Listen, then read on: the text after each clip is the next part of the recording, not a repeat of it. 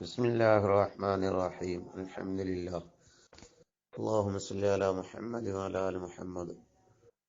രാവിലെയും വൈകുന്നേരവും 3 തവണ ഖുൽ ഹുവല്ലാഹു അഹദ് എന്ന സൂറത്തും ഫലഖ് സൂറത്തും ഖുൽ അഊദു ബിറബ്ബിൽ ഫലഖ് സൂറത്തും 3 തവണയും നാസ് സൂറത്ത് 3 തവണയും ഒരാൾ രാവിലെ ഓതിയാൽ വൈകുന്നേരം വരെ അവൻക്ക് എല്ലാ പ്രയാസത്തെ തൊട്ടും കാവൽ നൽകപ്പെടുന്നതാണ്.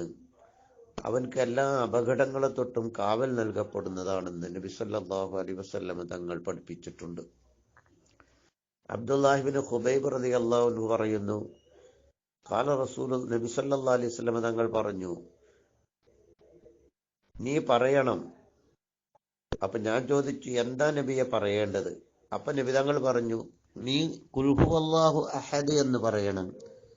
മുഅവ്വിദത്തൈനി ഖുൽ അഊദു ബിറബ്ബിൽ ഫലഖും ഖുൽ അഊദു ബിറബ്ബിൻ നാസും പറയണം.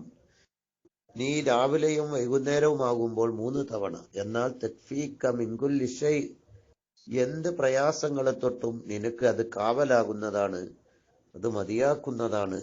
എന്ത് കാര്യങ്ങൾക്കും അത് മതി. 3 തവണ രാവിലെയും വൈകുന്നേരവും ഖുൽ ഹുവല്ലാഹു അഹദ് 3ഉം ഖുൽ അഊദു ബിറബ്ബിൽ ഫലഖ് 3 രാവിലെയും വൈകുന്നേരവും ഖുൽ അഊദു ബിറബ്ബിൻ നാസ് 3ഉം 2 നേരവും ചൊല്ലണം. എന്തിൽ അവൻക്ക് അപകടങ്ങള്, പ്രയാസങ്ങള്, ബുദ്ധിമുട്ടുകള്, പ്രതിസന്ധികള്, കഷ്ടപ്പാടുകള് തുടങ്ങി പ്രയാസങ്ങളെ തൊട്ടൊക്കെ കാവൽ നൽകപ്പെടുന്നതാണ് എന്ന് മുത്തുനബി സല്ലല്ലാഹു അലൈഹി വസല്ലം തങ്ങൾ പഠിപ്പിച്ചിട്ടുണ്ട്.